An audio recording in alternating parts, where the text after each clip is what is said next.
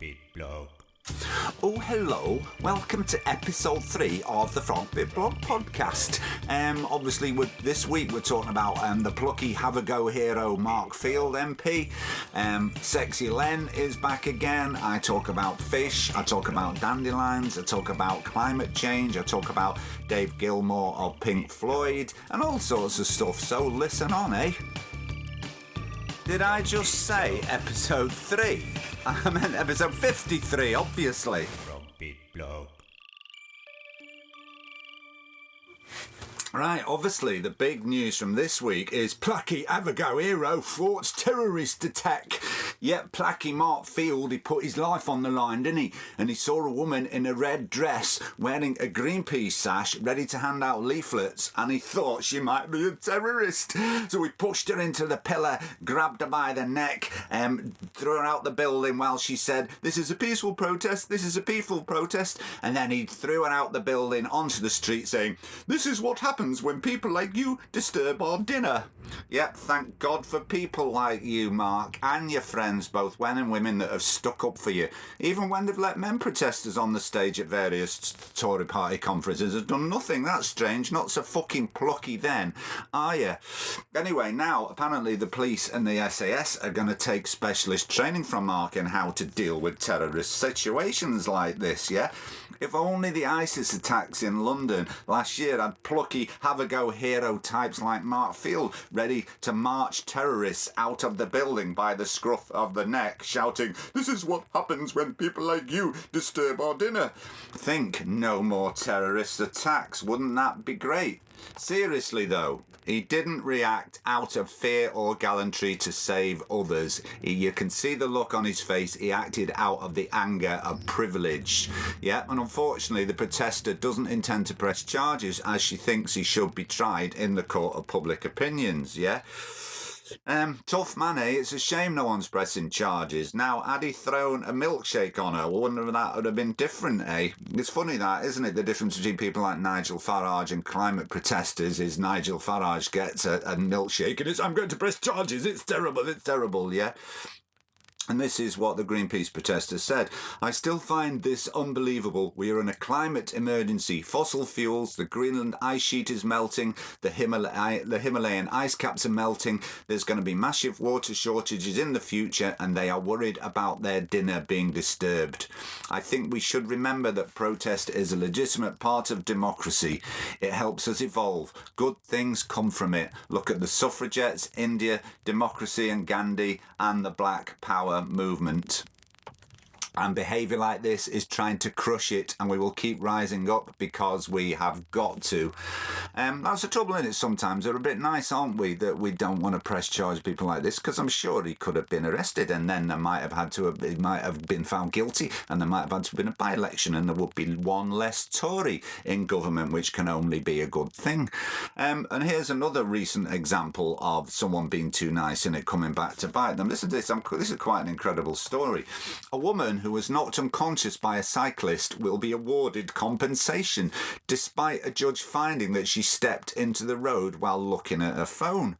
Now, Robert Hazeldine, a garden designer, was also knocked out in the collision, will have to pay thousands of pounds in damages and court fees to Gemma Brushett, who works for a finance firm in the City of London and runs yoga retreats.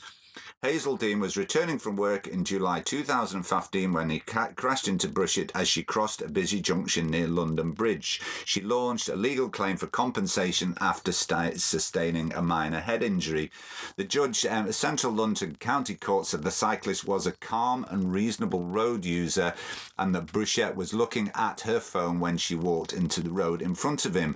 And the judge went on to say, cyclists must be prepared at all times for people to behave in unexpected ways, which is absolutely mad, isn't it? So, for example, if you're driving along and on the slow lane of the motorway and someone's in the middle lane on the phone and all of a sudden they swerve into you and bash you, it's your fault because you should have expected people to behave in certain ways. Or does that just apply to cyclists? It seems a very strange stance, doesn't it? Anyway, Robert Hazeldean may be bankrupted because he personally got to pay up to £100,000 because he didn't put in a claim. And this is what he said. He said he realised that he should have put in a counterclaim at the start of the case, but was reluctant to do so because he disliked the claim culture. He added, "Had I had legal representation at the time of preparing my defence, I would have taken those steps to prepare myself," which is absolutely shocking, isn't it? But Robert Hazeldean has actually now, there is I don't know if he's set it up, but there is a crowdfunding page for him. So if you want to chip in £1 or £2, because I think that's absolutely shocking that it wasn't his fault. Someone steps in the road while listening to the phone, and he is meant to anticipate that and act. I don't know how you're meant to react accordingly. You can't just stop instantly if someone steps out from you, and yet he's got to pay £100,000. So chip in, but isn't that shocking? It's awful. Right, Sainsbury's has opened up the UK's first meat-free butchers as a pop-up shop. "This mint ain't doing it for me," says unconvinced Jane Taylor, peering in the butcher's shop window at a pile of pink string that purports to have emerged from a meat grinder. "It looks like a plastic kid's toy." But only soybeans, peas and carrots and some beetroot for the pink colouring have perished to make this mince, because this pop-up shop in East London is a meat-free butcher. The store, kitted out like a traditional butcher with strings of brackets veggie close brackets sausages hanging in the window, is a 3-day-long initiative by the supermarket giant Sainsbury's to show vegan food has moved on from worthy plates of lentils and brown rice. The window is filled with slabs of steak, brackets albeit made from soya and wheat, jackfruit quarter pounders and chorizo-style shroom dogs without the chorizo. Inside, behind the counter, Anthony Maynard, the meat-free butcher, is ready to coax shoppers to try sweet and smoky barbecue pulled jackfruit as opposed to pork and Moroccan veg babs. Goes on to say, wrong-footed shoppers looking for the real thing will be left disappointed, but Maynard is unapologetic. "I have got sausages, they just haven't got any meat in them." And wrong-footed shoppers, there's a huge fucking sign over the door that says meat-free butchers. Some people are easily wrong-footed, aren't they? On Thursday afternoon, before it had even opened, the store had already become a curiosity amongst passing shoppers. "It doesn't make sense," said John Roberts, out shopping with his wife Helen. "A butcher is a butcher. You expect it to come with meat." But Roberts had already texted a picture of the storefront to his vegetarian son. "It's changing times," he said. And while we're on the subject of meat-free, listen to this. This is an interesting headline. Most of meat people eat in 2040 will not come from slaughtered animals, according to a report that predicts 60% will either be grown in vats or replaced by plant-based products that look and taste like meat.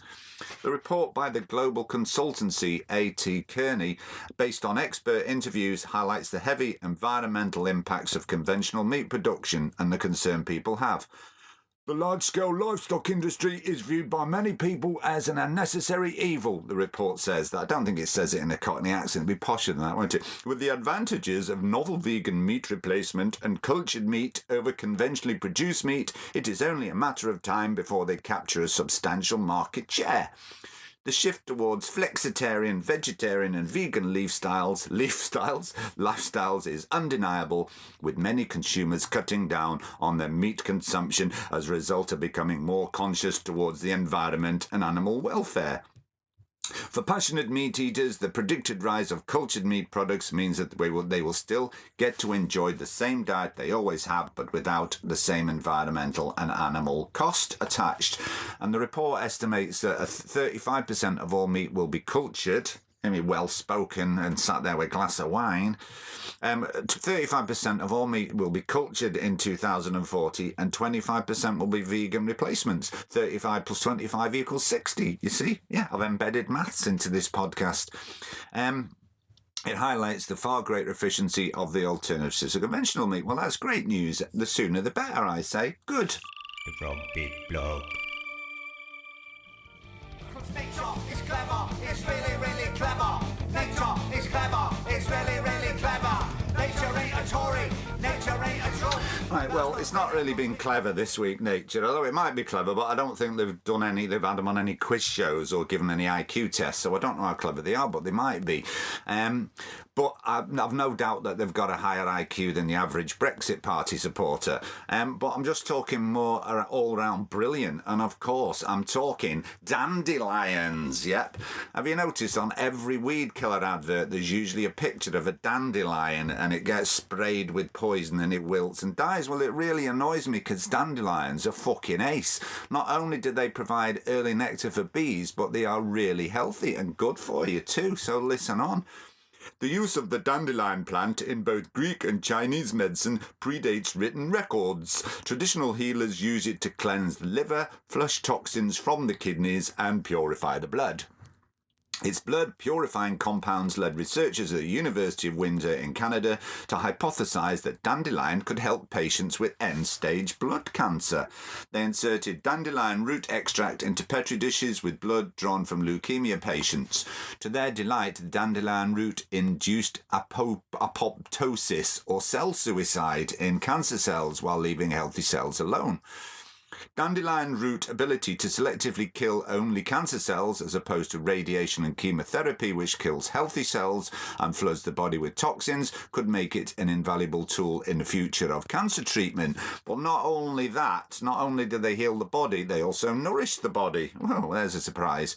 They're loaded with vitamins like A, C, K, B6, B3, B9, B12, and minerals like iron, calcium, magnesium, potassium, phosphorus, manganese, copper and zinc, which is brilliant, isn't it? Yep, so next time you see an advert for a weed killer that features a dandelion, I want you to boo and hiss at the screen and write to your MP or senator if you're in America or wherever else as senators or that kind of thing, because dandelions are really clever, and really because... Oh, nature is clever. It's so fucking clever. Cleverer than Trevor. Though I don't know a Trevor. That's all that runs with clever. Actually, there's weather. And never. I'm fucking vegan leather. But nature is clever. Blog.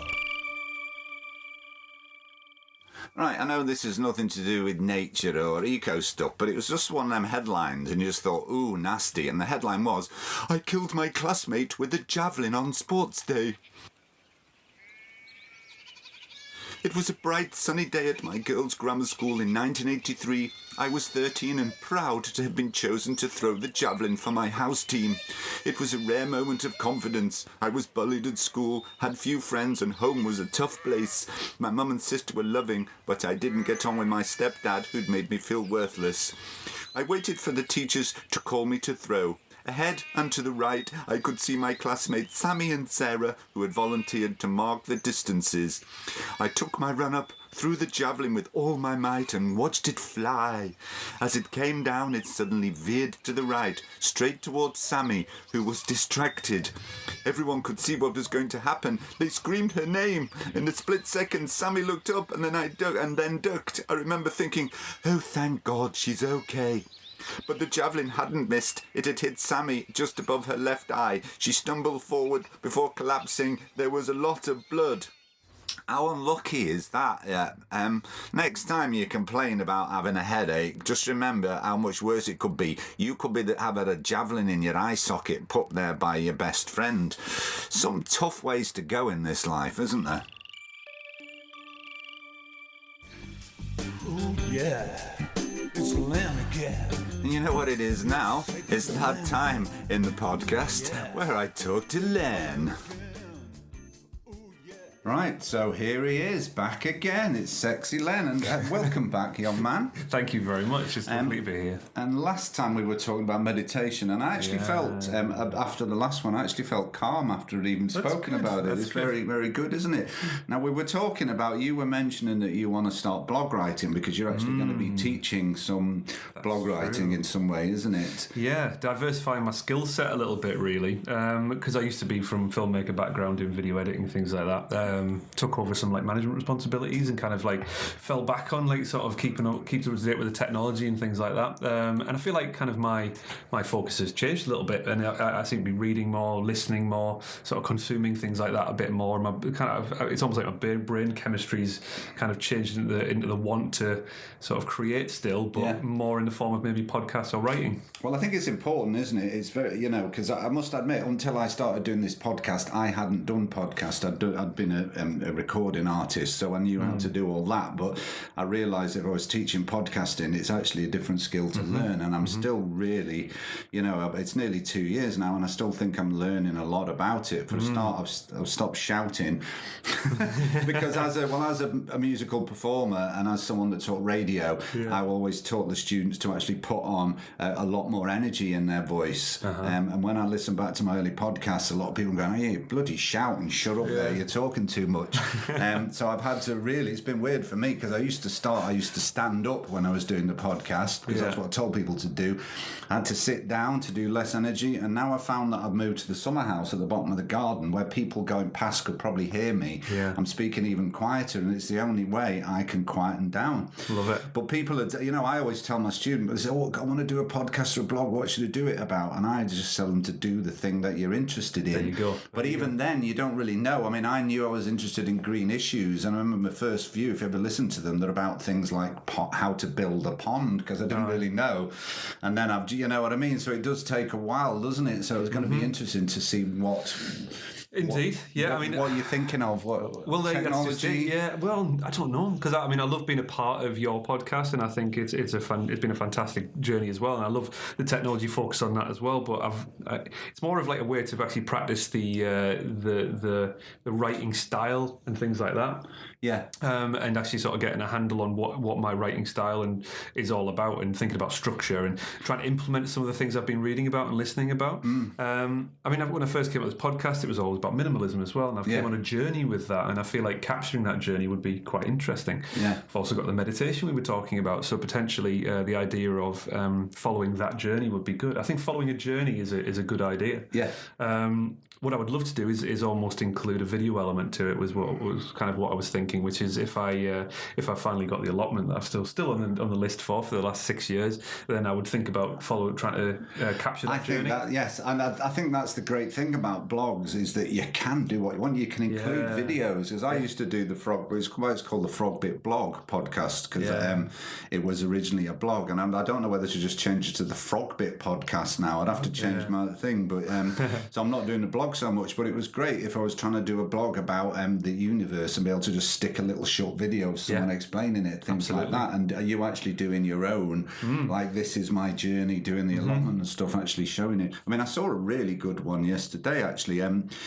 What was it called? It was called something like Bealtaine. This woman bought a farmhouse in Ireland, 3 acres, just a little farmhouse, 3 acres of sort of like land that had been just agricultural land, and she decided to turn it into a permaculture thing, and it showed the journey, and she'd got lots of it on video, and she was like an arty type with photographs and everything, and just the compared, because there was like a load of these sorts of like next to each other, so everyone had like a small little cottage and then 3 acres of land, and hers is just incredible. She was showing it was 13 years ago she's done it, and it's just, she put a couple of ponds in, and she's put enough sort of food forest to eat, and just food growing everywhere, and I just went, that's what I want to do. But obviously her journey now is on YouTube, and she does a blog, and she's written a couple of books, and I just thought, it's a great way if you get trying to get across ideas.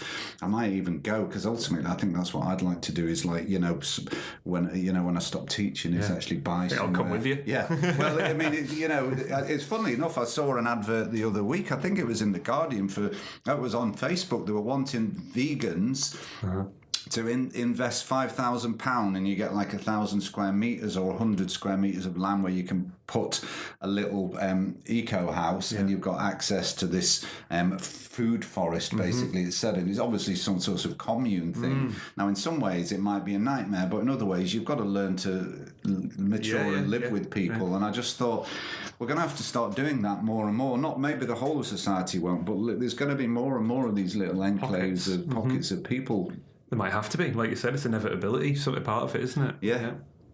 Because we're buggering it up, aren't we? A little bit. And what you sent me an article actually on the George Monbiot thing, who I like, about stop eating fish. I mean, it has been. I mean, I've read this before. Is that the commercial fishing will have commercially fished the world out. Well, I think it's by 2050, sort of thing. And you read it, and you weren't sure. Were you? Was there anything you were unsure about in the whole?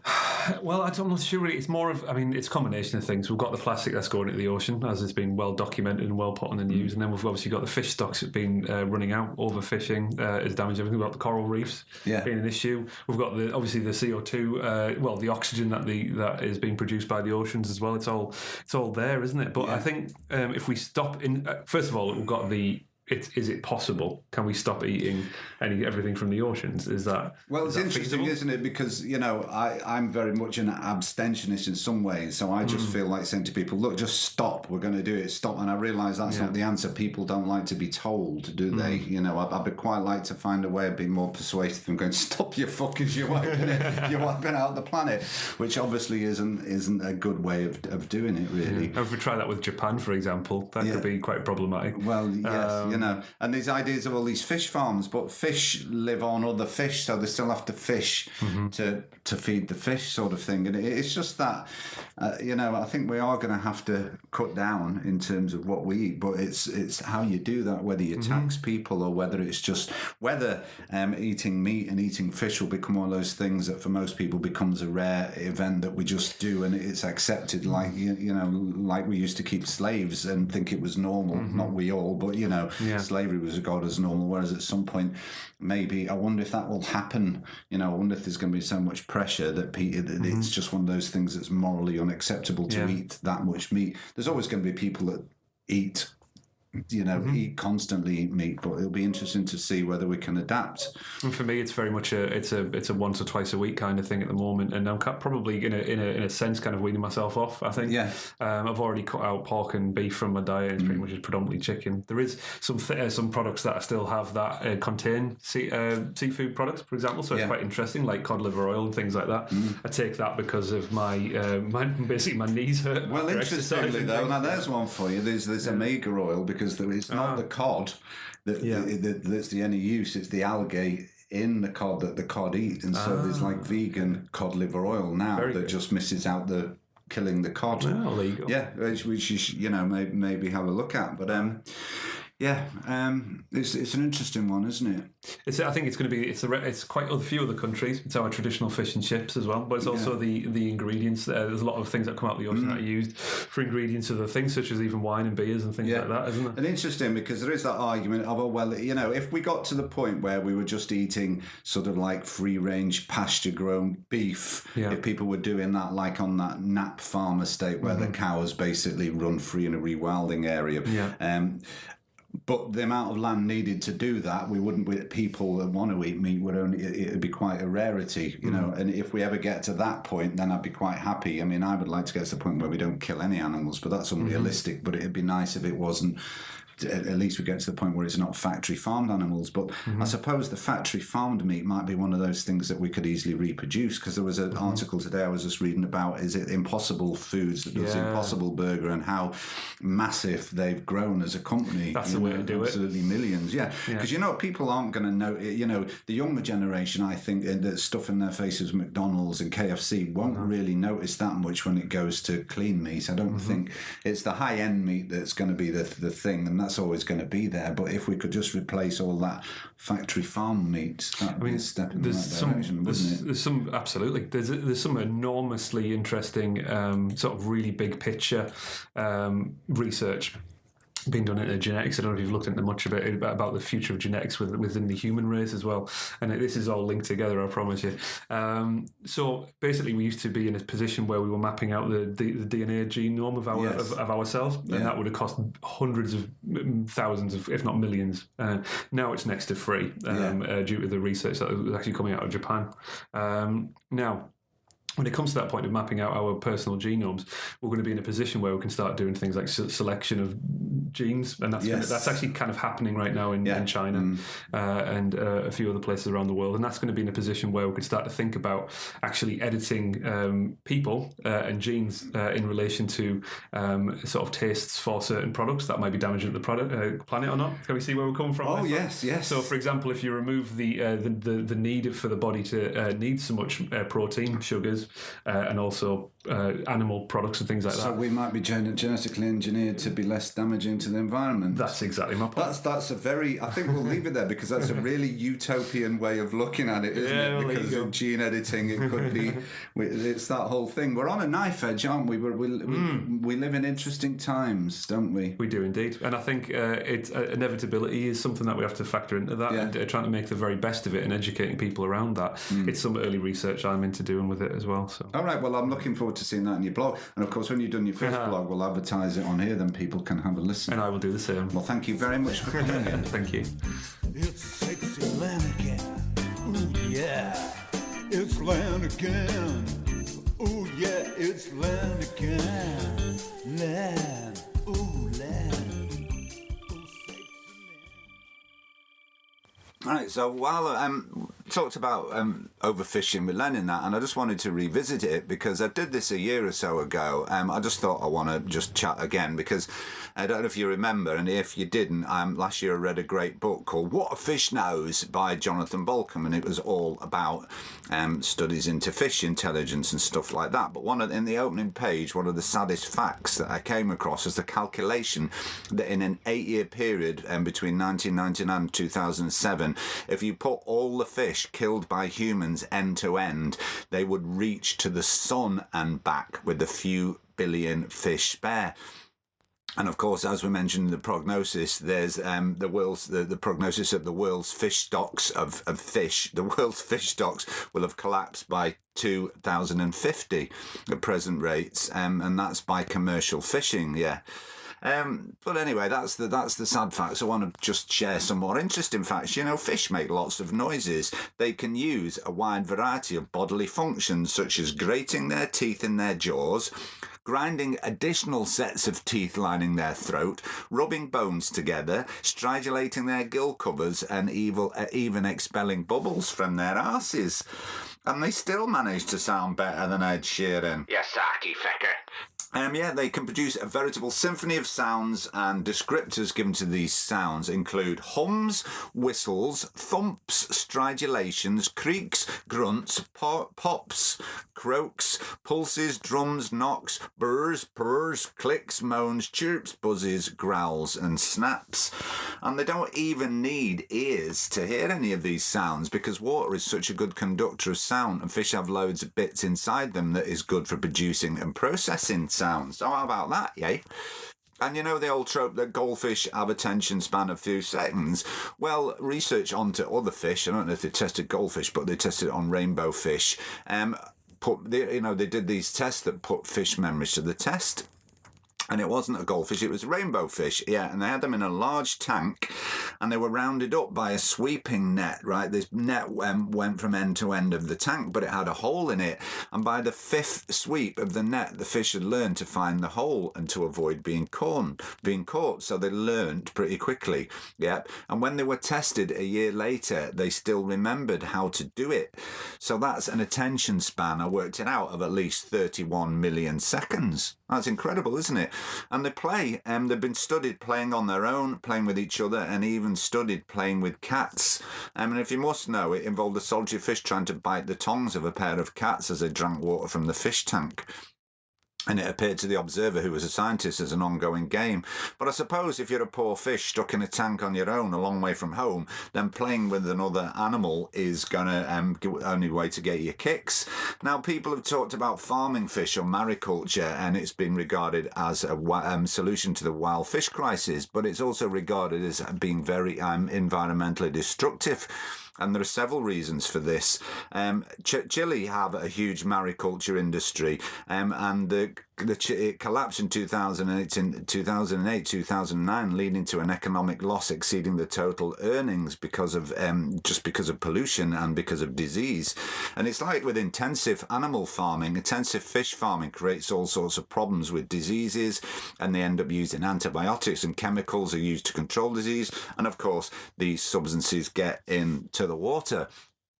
Now, we've often talked about clean meat, and it also applies to fish, and there are moves by these young techie groups, companies to create lab-grown fish, and there's a company called Finless Foods, and I'm just going to play you a short talk. It's like less than 3 minutes that the CEO of Finless Foods, I must admit, it's done a couple of years ago, so some of the stuff that'll be actually further on than he said this, okay, and so he talks about, so since then, the testing has progressed. Okay, so have a listen to this.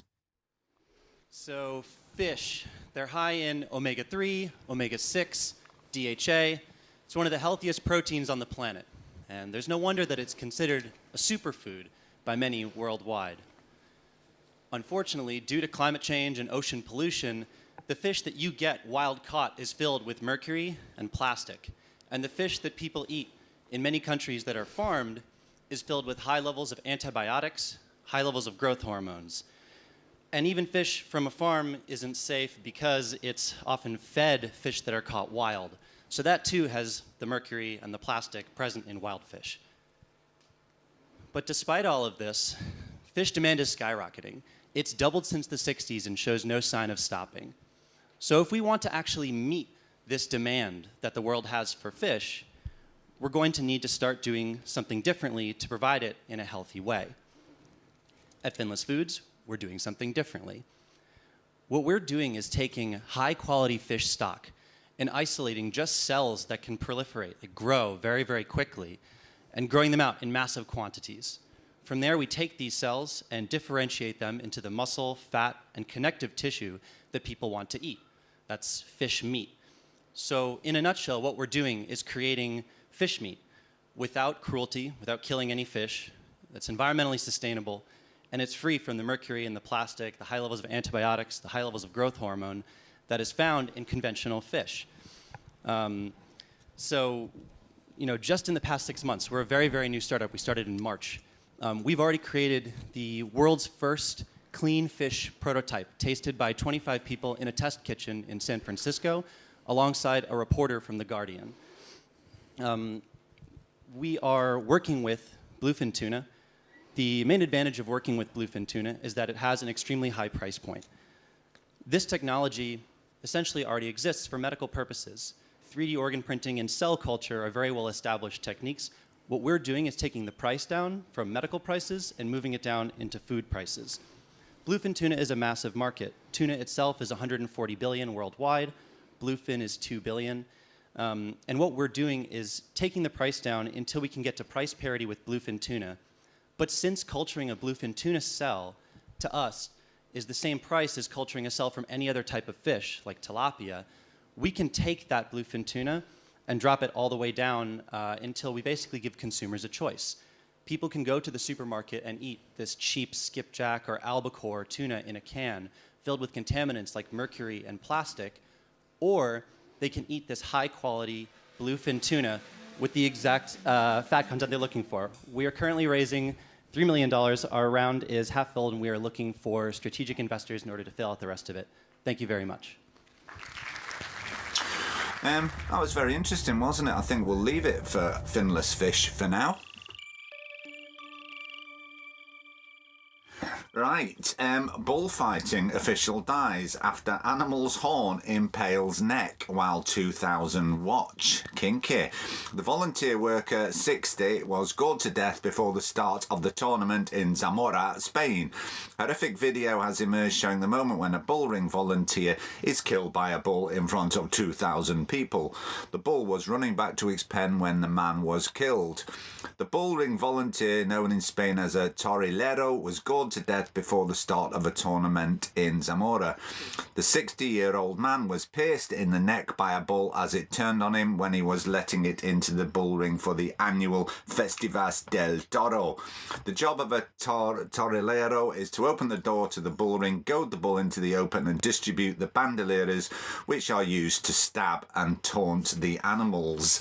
Well, you know what we say to that, folks. Oh, good, I hope it hurt, I hope it hurt, ha ha ha ha. Oh, good, I hope it hurt, I hope it hurt a lot. Hey! Oh, good, I hope it hurt, I hope it hurt, ha ha ha ha. Oh, good, I hope it hurt, I hope it hurt a lot. Hey! Rich people doing good eco things. Rich people doing good eco things. Right, this week's Rich People Doing Good Eco Things, it's short and sweet, and you might have heard about this. Dave Gilmour, the guitarist with Pink Floyd, has sold 126 guitars in a massive auction, and he's given all the money to climate change charity. I presume that's a charity fighting climate change, not one that's going to spend their money buying up new coal-fired power stations, something like that. We just have to presume that. Oh no, here it is. On Wednesday, Gilmour announced that the proceeds would go to Client Earth, a non-profit international environmental law organisation, which will no doubt be left in the pink with the hefty donation. 126 guitars. How does anyone manage to collect 126 guitars? That's a lot, isn't it?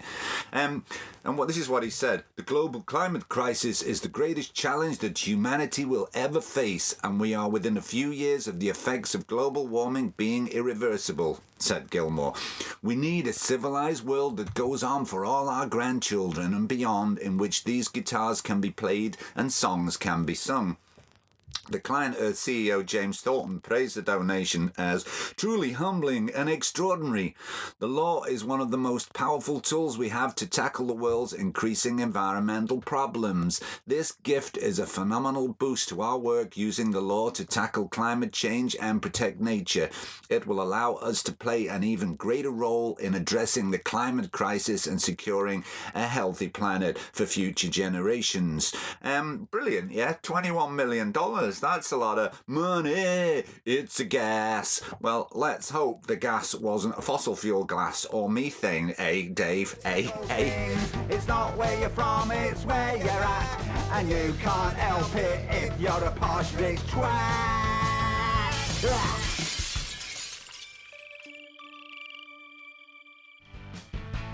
Mother Earth, her name is Gaia. The temperature is getting higher. Very soon she'll be on fire. Yes, Mother Earth, her name is Gaia, her temperature is getting higher. I'm actually doing the climate stuff these days. I'm going to let someone else do the talking because I was listening to a podcast the other day, a Guardian podcast, and it had an interview with a bloke called Bill McGibbon.